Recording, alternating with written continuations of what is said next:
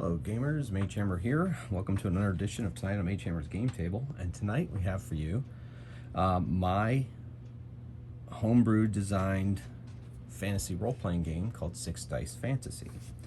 I run a game society for my students at the high school where I teach. Twice a month we get together in the school library and we play all kinds of games. And over time, as I've been trying to introduce role-playing to certain students, those that were interested in it, Dungeon Dragons seemed to almost be a little too much, 5th edition, seemed almost a little too much for them to digest. And I thought, well, I need something that's a lot simpler, but still has a little bit of crunch to it. Now, as you all know, I'm a huge fan of Tiny D6. I did run a Tiny D6 Cthulhu game for them during around Halloween a couple years ago. This year we ran Raid Cthulhu Pandemic board game for my Halloween theme game, but that's neither here nor there. Anyway, and I decided that that was almost too light for them. I felt like it didn't hook them as much as I wanted it to, so I decided that I needed something a little more dice. I wanted something that used D6s because they're the most common type of dice, and they're the kind that students who are not familiar with role-playing games at all would most recognize. So I set about designing a Six Dice Fantasy. Many of you know that I have the Six Dice superhero miniatures game that I got. They're really, one of the few similarities is they use D6s. That's about it. And 66 is like the highest for that game. This game's a little more nuanced than a miniatures game because it's a role-playing game, so I needed to have a testing rule, a testing mechanic, and I had to have a testing mechanic, and I had to have a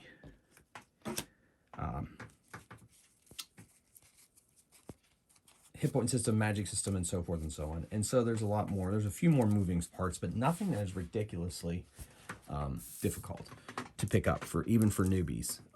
Also, the character creation had to take no time at all. We start pretty much right after school, which our high school ends at 2:45, and then we stay till 5 o'clock. So I had to have a game where I wanted them to have the experience of creating a character, but most of them have no idea what they're doing. So I do, of course, start with pre-generated characters for other games like, Tiny D6, and also for Dungeons and Dragons. But when it came down to it, I wanted to be able to create their own characters at some point, but I wanted it to go quickly. So this character creation system for Six Dice Fantasy is about as fast as you could possibly get. So I'm pretty proud of that. I don't want to go into too much detail because I want to get to the game. But ultimately, what you do is you have strength, agility, and mind. I borrowed from the Tiny D6 mechanic, kind of, and I tweaked it to fit the system a little better. But ultimately, unless you're human, you have strength, agility, and mind. There's 3 attributes, and one of them is 3, one of them is 2, and one of them is 1. You can't have more than 3 and less than 1. So it basically comes down to, one of them's 1, one's 3, one's 2, which means you put the die in the one that you don't think you're going to use the most, 3 dice in the one you think you're going to use the most, and 2 mice. It's a classless system, but you can simulate the classes by just that simple allocation of dice. And then you roll, and you have to hit a target number on one of those dice to make it. So let's say they have to make a saving throw against poison. They have to roll a strength die, and they roll a D6, and depending on the strength of the poison, they need either, a 4 or 5 or 6, or maybe a 5 or 6, or maybe even if it's really potent poison, a 6. And if they had a 3 dice strength, like our buddy Puncher here, he would have, he rolled 3 dice to try to get that 6, So, and penalties apply and make the target number higher. But they never, ever get more than these dice. Now, humans can, or wait, they do get more dice later. Sorry, I take that back. When they advance, humans start play with 3, 2, 2 in their attributes. They don't have a 1 die because the demi-human races have, of course, abilities. So I guess you're going to be able to watch it as it plays. If we advance, I'll tell you what it is. Essentially, they roll dice equal to attributes and weapons, bonus dice, and then somebody defends against it with their defense score, which is usually their agility plus armor, or if the armor is heavy, then just the armor. And magic, they have to make mind tests, and they get successes. If they fail a mind test on a spell casting roll, they don't get any successes at all. They take 1d3 spell burn off of their stamina. So that's how I work that mechanic in. Otherwise, they know certain spells. They only have a limited number of spells, like Casto Magefoot here has. Well, he has a 3D mind. So if you put 3D mind, you get minor spells for free. So he chose light. He gets light, detect magic, prestidigitation, and then he can choose up to 6 spells at first level. Basically, it's 2 per mind score. So you could, like, for example, Sathina up here, she only has 2 in mind, so she doesn't get the minor magic spells, and she does get to choose up to 4 spells. So she took Damage Ward, Dimension Leap, and Shove. Casto gets 6 spells because he has 3D, and he got all the minor spells because he has 3D mind, and Bolt, Blast, Sleep, Damage Ward, Force Globe, and Dimension Step. Now, if you wear armor of any kind, you cannot cast certain spells. The spells are divided into different categories, like attack spells, defense spells, mobility spells, utility spells, and one of them is divine spells. So any wizard could take a divine spell, but if a person that wants to wear armor wants to cast spells, they can only choose in a divine spell list. And then, so basically that simulates playing a cleric. But a wizard, for example, could take heal if they wanted. In this game, it's like Cure Light Wounds or whatever. They could take that if they wanted. There's nothing that stops them. They're only limited by the fact that they have 6 spells. So I know that hopefully I'm trying to make it as clear as I can without giving away too much so I can get right into it. But I also need to make sure you understand how the system's working as it's playing to a certain extent. But hopefully that's enough. Stamina, I've got the characters down here. The characters for tonight are Sathina. She is an elf. Pretty much archer. I have Casto Magefoot, basically halfling spellcaster. Then I have Puncher, and he's your classic sword and board fighter. I use these dice for Magefoot. You need basically 6 dice for each character. Thus the name, 6 Dice Fantasy. Puncher's going to be using these. You can get more dice later on, but usually those come at the cost of magic items, so you have to find magic items. And these will be used for Sathina, if I hadn't already said that. Sathina has 7 stamina, as does Casto, but Puncher has 9. So that's where we are. Puncher is wielding, he has chainmail shield and a longsword, and then he can, sling the shield to be able to use a crossbow. He has 2 healing potions. I've given him healing potions because nobody in this party has heal. And this game is pretty brutal, actually. Yes, I designed a game for introducing people to role-playing games that they can die very easily. And you know what? That's fine by me. I think that's okay. I think you have to understand it. That's how a lot of us started back in the day, us old grognards. And, you die. Your characters die, and that's just the way it goes. Don't get too attached. And sometimes when they make it past and they survive and they manage to get more stamina and they live through adventures, wow, what a sense of accomplishment that is, So anyway, and that being said, I also put a death save mechanic in here. If you go down to 0 stamina, you get to make a strength test. If you fail the test, or if you make the test, you stabilize. You fail the test, you die. So at least it's not 0 stamina and dead, like say an old school Essentials or basic D&D or whatever.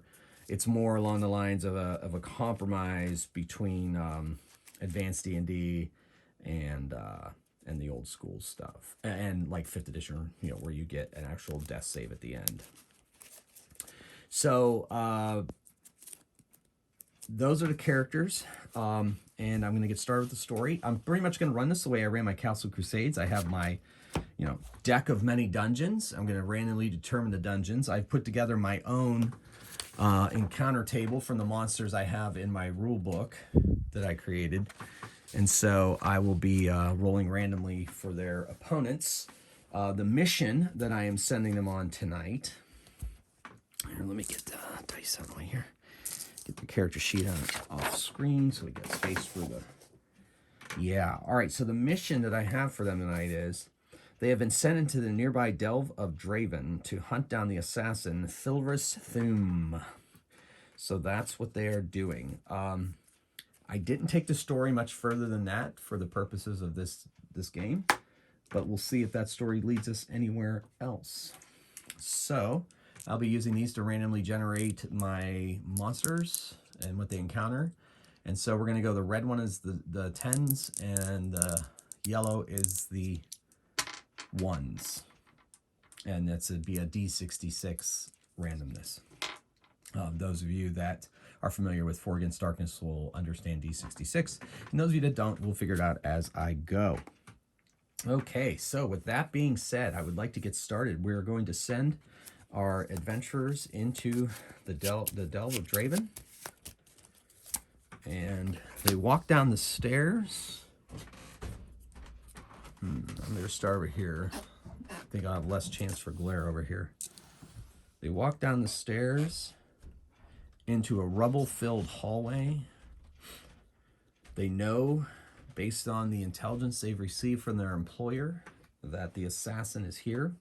I think right off the top of my head, I'm going to have them working for the local lord. They're like special agents for the local lord. How's that sound? That sounds exciting, right? Anyway, so he sent them on their mission. So it's not really a job; it's a mission to hunt down the assassin who has slain the lord's son. There you go. All right, but who hired him? Why did he do it? Well, they need to find him to find some answers. So technically, the Lord wants them to capture Philras alive. Philras may also have henchmen with him who are, as bodyguards. They decide they're going to go, well, they don't really have much of a choice. They're going to go 1, 2, 3 to the left, 4, 5, 6 to the right. Going 4. So they walk down the hall, and it ends in 2 doors. All right, so Casto's like, let me go up to those doors and listen to see if I can hear him talking. So Casto's going to go up. He's going to make a mind test to listen. He's 3d6, and we'll say, and then as game master, I would decide if there's anything behind there, first of all, and if there is, are they being loud? So I'm going to set his he has to get, one of these has to be a 4. And he at least gets a 6 and 5. So yeah, easily got it. So he doesn't hear anything there. He listens at the other door now. And I would say that Puncher and Sathina are about midway down that hall. He does hear something talking or making noise behind that other door. Could it be Philar Thoom so soon? Let's see. So we're going to roll a die. I don't have Philar Thoom on the encounter tables. I think what I'll do is, if I roll something like something humanish, like bandits on here, then I'll roll to see if that's Thoom. But otherwise, I may put them in wherever I want, depending on how long this adventure goes. So we got 62 and bandits. Let's see if it's Philar Thoom just hiding in the first room of this delve. Oh my gosh. All right, Casto walks back and he says, listen, I hear a well-cultured voice speaking behind that door. I think we found, it's not a monster. So let's see who it is. Puncher's like, yes, get your spells ready, Harefoot. Get them ready indeed. And so he has sleep. So he's going to try sleep depending on, maybe bring him down. For those of you, he's got to make a mind test. And he's got to hit a target number of 4 on one of them, and then it'll send living creatures 1d3 plus 1 per success creatures. The total is how many points of stamina creature spells can affect. So it affects stamina, and the one with the lowest stamina falls first, up 30-foot range, and however many successes, he gets to roll that many dice. So he's going to go for that. So Puncher's like, okay, I'm going to open the door. Sathina, you be ready with your bow. And we're going to see who they are. All right, so he yanks open the door. And let's say there are 2 bandits. And a man dressed, has a light crossbow kind of hanging gently from his hand and a short sword at his belt. And he sees them. And he's like, who are you? And why are you here? And they say, you are suspicious. I guess my storytelling is not really running very well in my head tonight. So here we go. Puncher goes, you are Philar Thoom. You match the description given to us by our Lord, and you have slain his son, and he wants a word. And Philras says, I think he wants more than a word. Well, I'm afraid that I'm sorry to disappoint you, but I am no intention of going to Lord Duvet, so do your worst. And I think he's going to try to cast a spell, and once he does that, we're going to roll initiative. Now, the way initiative works in 6 Dice Fantasy is each character rolls an agility test. If they pass their test, they go before the opponents, and if they fail their test, they go after. So Sathina rolls 3d6, Puncher rolls 2d6, and Casto rolls 2d as well. Oh, wait, not those. These. So if they roll, and they need a 4 or higher. If they roll 4 or higher, they go before the monsters. So Sathina goes before, and so does Casto, but Puncher goes after. So here we go. All right, so they're going to use their, Casto's going to cast Sleep. He's got 2 men with him on the other side of this table, and he himself is sitting against the wall. He has that many stamina, and they have that many stamina. So he casts a spell quickly. You got a 1 and 2. Can you see those on the camera? Yeah, I guess so. So he failed 2 of them, but he luckily made 1, so there's no spell burn. And he puts to sleep 1d3 plus 1 stamina. So 4 stamina. So he puts one of the dudes asleep, one of the guards of Philar Thoom asleep, and then the 2 others are there. I'm tracking Philar Thoom's hit points off screen, as well as the opponent, his bodyguards. All right, so now Sathina gets to go. She lets fly with an arrow at Philras. She's not messing around. She's standing. She walks up, get an angle off the outside in the hall from the doorway, and she's taking a shot. Now, because she's an elf, she gets +1 dice. Longbow is also, I think, it's a heavy weapon. So she got her agility 3, longbow 2d +1 for being an elf. She rolls 6 dice to attack, hitting on 4s, and 2s count as 2 successes, like they did in my superhero game. So she gets a total of 6 successes on Philar Thoom. Now, Philar Thoom has a defense of 3 dice. He is wearing, he is just agile. He's not wearing any armor. So he has to save against 6. So, he needs a 4 on defense rolls, and 6s don't count any extra. So he saves 3 of the 6, so he takes 3 damage. Ugh. Elf scum. All right, and then now it's their action. The other guy goes over and wakes up his friend, and then his friend gets up. Those are their actions. In this game, you can take a move action plus another kind of action. And so he moved over to his friend. He woke him up. That was the action. The other guy woke up, stood up. That counts as actions. Philar Thoom casts a spell and gets 2 successes.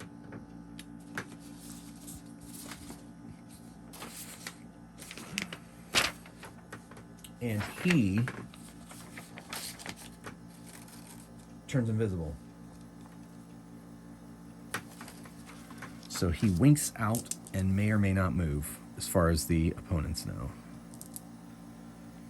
All right, so that was their action. Puncher is like, arr! He lets out a cry of frustration. You will not be able to hide from me, villain. And he goes in.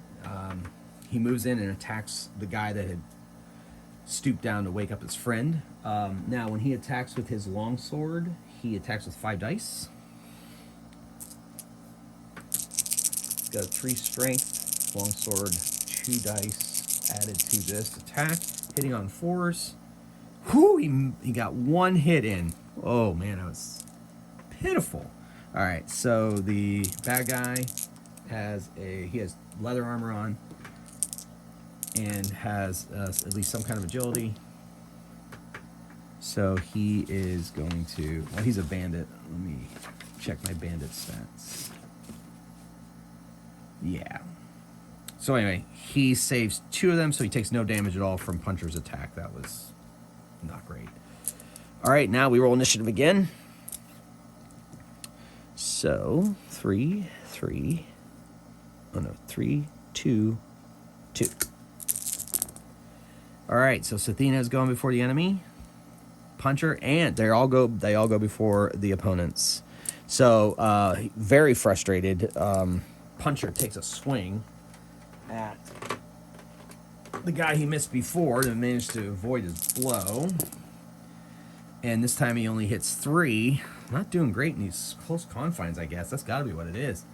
And so that he is going to save. He saves 2 of them, so he takes 1 damage. All right. And then you only get 1 attack per round unless otherwise noted. So that's it. He just forfeits his move and stands toe to toe. Casto, standing in the doorway, is going to. He can't really cast sleep now. So he doesn't like the fact that what's-his-face is invisible. The assassin Philar Thoom is invisible. So he is going to... He doesn't know where this guy's going to come from. So he's going to cast Damage Ward on himself. And, oh my goodness, that might not be good. I have to check. Damage Ward, oh, it's a 3+ mind test. Thank goodness. So you got 2 successes. The armor value is equal to the number of successes rolled by the caster in a mind test. The ward lasts 2 turns per success roll. The warded character also adds their agility dice to the defense test. All right, so with 2 extra dice, he now has a 4 defense, where normally he only had a 2. So he's rocking a 4 defense for 4 turns. And so he kind of moves in the room and puts his back to the wall. And then Sathina lets fly with an arrow at the guy the bandit, that Puncher, or the bodyguard, whatever we're calling him, wounded. She rolls 6 dice. Expert marksperson, except, ooh, she only got 3 hits. And he's got 3 dodgy saves. And he made 1 of them, so he takes 2 more hits. Still up, still fighting. He's got a really angry human fighter in his face, and arrows flying around his head. Now it's their action. So he strikes back at Puncher, and he has 2 dice to attack, and he misses. He's at least a 4, and then the other guy takes a swat at Puncher and hits for 2. Puncher has pretty good armor, obviously armor and shield. So he has a 5 defense, and he's got a save against 2. He needs a 4. Oh, he only saved 1. Oof. So he takes 1 damage. He's down to 8. Ugly. And then the wizard. He is going to cast that. And once he casts it, he's over by this armoire, and he casts a spell real quick, and I have to see what the...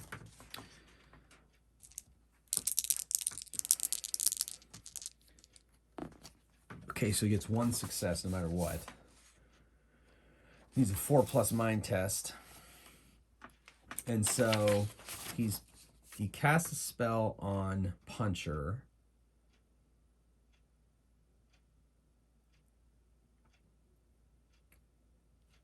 So, yeah, this is...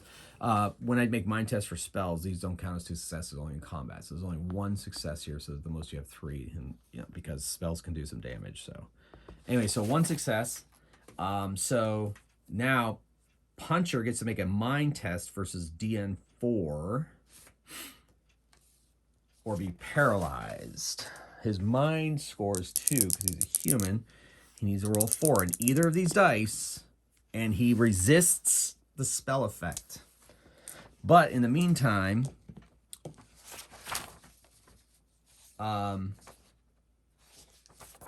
Philras Thoom is now visible, but he is kind of hiding behind the open door of that armoire, so he does have some cover, which will increase the amount it takes for somebody to strike at him. All right, so that's all that. Let's roll initiative. So she rolls 3, 2, 2. All right, so Puncher is going after the enemies, and the other two are going before. Now that Casto can see Philras, he is going for him. He's going to cast Bolt at him. All right, so he gets 2 successes. All right, so Bolt basically is technically, I guess it's more like,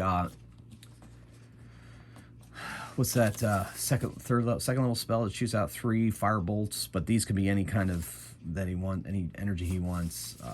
Agonizer's or Scorcher? No. I can't remember what the D&D spell is. But anyway, so 3 force missiles blast or shoot at him, and each one that is successful does a D3 point of damage. Okay, so, and he's making it force damage. And he does 4 damage to Philras. Philras staggers back. It seems to be on his back heel. Sathine is going to attack him with her bow, but because he's behind cover, now the bolts hit their magic, so they're not modified by that. But this is a combat attack, so she's hitting on 5s instead of 4s. Oh, didn't matter. Well, there's 4 right there, and he rolls 3 dice for defense. And he saves 2 of them. So that's still 2 to get through, and that's enough to drop him. Philar Thoom has been dropped. So, the other 2, they surrender as soon as they see Philar Thoom is dropped. They say, "Hey, we're just mercenaries. We surrender. We didn't have anything to do with the assassination. Tie us up here." They drop their weapons, and so Puncher punches each in the face and then ties them up. And then she goes over to Philar Thoom and tends to his wounds. Let's see if he makes his death save. No, she's gonna give him a healing potion and then tie him up. So they capture him. They want to bring him back alive because Lord Duvet will reward them greater because he needs to know who hired Philar Thoom to assassinate his son. So they take the mercenaries and Philar Thoom back. They strip him of their weapons and everything. Make sure that they gag him so he can't cast any spells. Keep his hands tied, and then they take him back to Lord Duvet. And Lord Duvet is grateful. "Yes, you are the foul creature who slew my son. Speak." Philras says, "I never reveal the names of my employers. You will have to torture me. And these 2 sops know nothing. I hired them. They had nothing to do with the assassination. They're just my bodyguards. They shall face justice regardless. Take them away." So the party, Lord Duvet says, "I am forever in your debt for bringing this villain to justice. I knew there was a reason I hired you. So your next job is to figure out who hired him and then to seek vengeance and bring that one to justice. My interrogators will see to that. Once they get a name, it'll be on you to bring that name to me so that I can mete out justice. So, for this evening, feast, relax, get some pay, and I shall bring you the information you need as soon as I can." And with that, Lord Duvet leaves his audience chamber, and the party goes to relax. A job well done. All right, well, so that's chapter 1 of my 6 Dice Fantasy campaign that I'm going to be running here on the channel for a few more sessions, just to kind of give you an idea of how it works.